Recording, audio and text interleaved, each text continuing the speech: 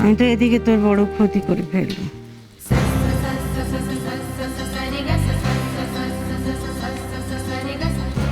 বাপরে, এই মাসে না চাল ডাল নুন তেল মশলা সবেতেই বাড়তি খরচ হয়ে গেল রে।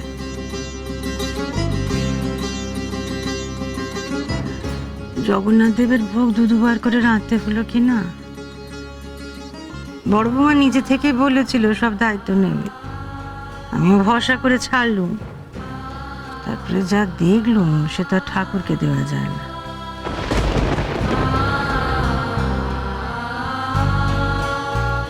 পোড়া পোলাও, ছানার ঘ্যাঁ, ঠাকুরকে দেওয়া যায় বল? আমি আবার করে রাঁধলুম, বাড়তি খরচ হয়ে গেল রে বা।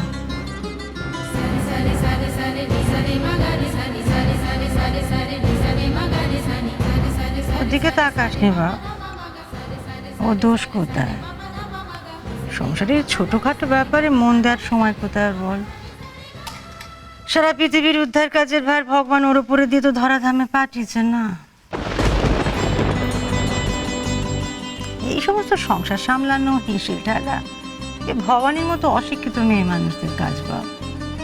দেখ, আমরা লেখাপড়া জানি না বলেই না পয়সার দাম, মানুষের পরিশ্রমের দাম এগুলো বুঝি।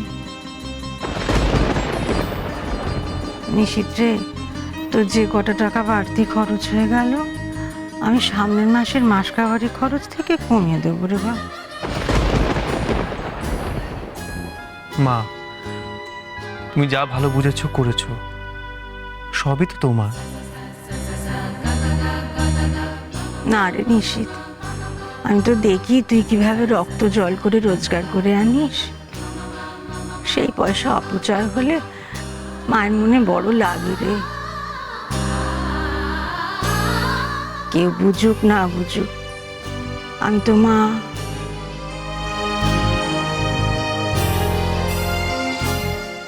ছেলের কষ্ট যে আমি সইতে পারি না রে বাপ।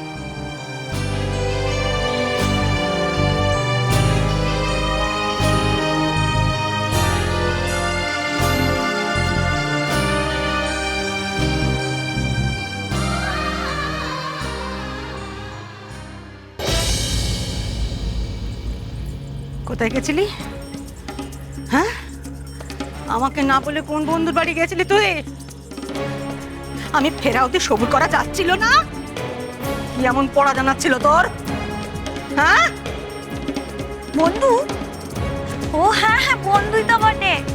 যেমন তেমন বন্ধু না, খুব ভালো বন্ধু। পড়া জানতে গেছিল? কে বললো তুমি? বড় বৌমাকে তো তাই বলে গেছিল। উমা, সিদ্ধার্থ কি এখন তোমার কলেজে পড়ে না, কিন্তু তুমি ওর কাছে পড়া জানতে গেছিলে?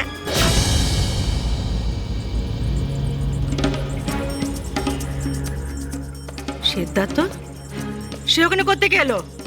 তোমার গুণধর মেয়েকে জিজ্ঞেস করো না। আজ পুনরা দুদিন ঘুরে বেড়াচ্ছে, আমি দেখতে বাড়িতে নিয়ে এলাম।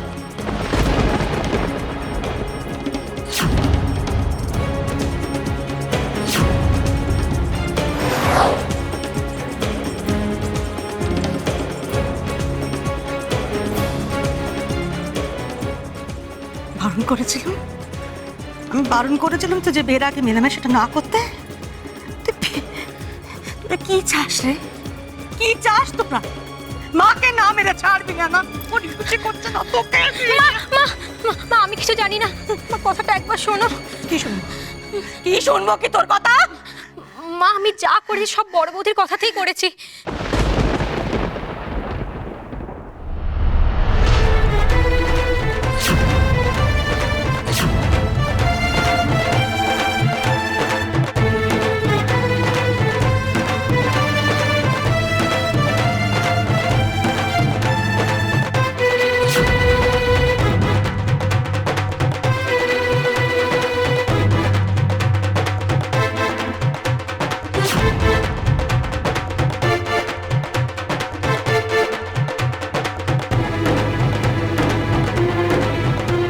বড় বৌদির কথা করেছিস মানে? মা, বড় বৌদি তো বললো তার দাদার বাড়িতে গিয়ে তার ভাইজিকে ইঞ্জেকশন দেওয়াতে নিয়ে যেতে।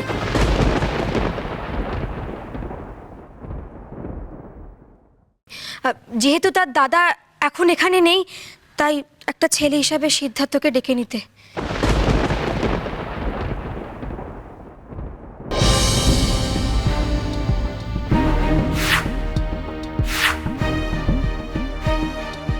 আমি এবং সিদ্ধার্থ তখন বড় বৌদি দাদার বাড়ি থেকেই ফিরছিলাম।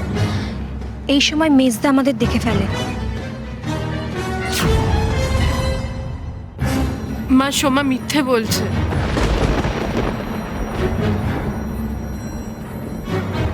মা, বড় বৌদি আমাকে এটাও বলেছিল যে তুমি আসার আগে তাড়াতাড়ি ফিরে আসতে, যাতে তুমি বুঝতে না পারো।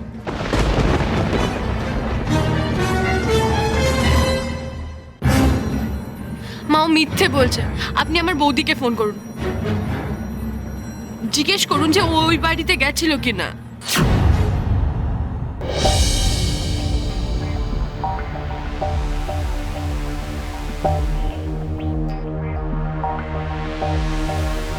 ঠিক আছে, আমি তাহলে একটা ফোন করছি।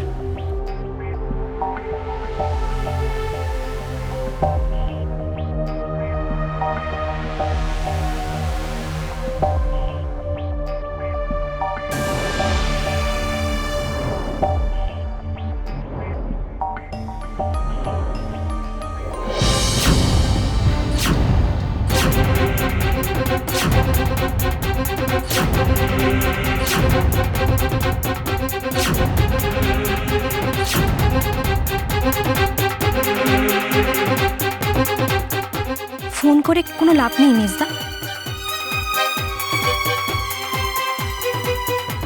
বড় বৌদির বৌদিকে ফোন করে কি হবে? সত্যিটা আমি বলছি। সত্যিটা কি আমিও জানতে চাই।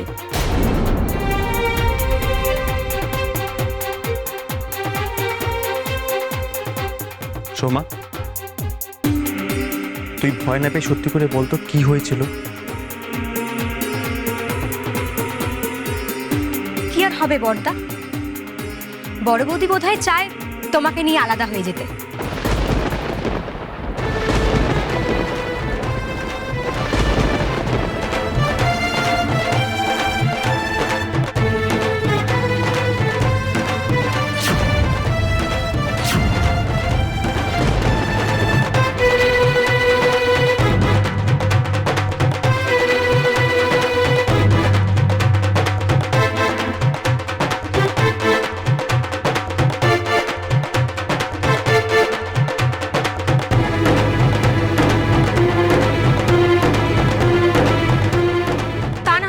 বলো না, বড় বৌদি বারবার কেন আমাদের সবাইকে বাড়ি থেকে তাড়াতে চাইছে? প্রথমে ছোটদার সাথে এমন করলো, ছোটদা বাড়ি ছাড়তে বাধ্য হলো। এবারে বড় বৌদির টার্গেট আমি। আমার সঙ্গে তা শুরু করেছে, তাতে আমাকেও কোথাও চলে যেতে হবে।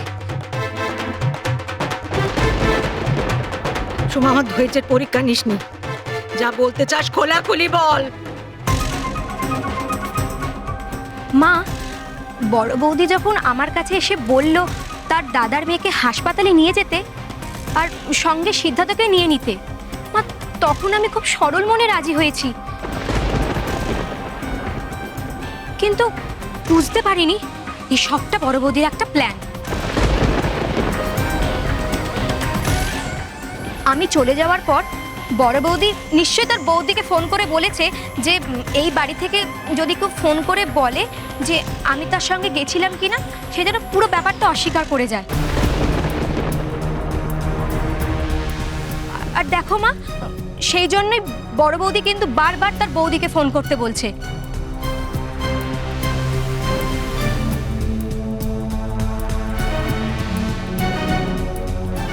আমি জানি বড় বৌদির বৌদিও বড় বৌদির মতো সব ব্যাপারটা অস্বীকার করবে।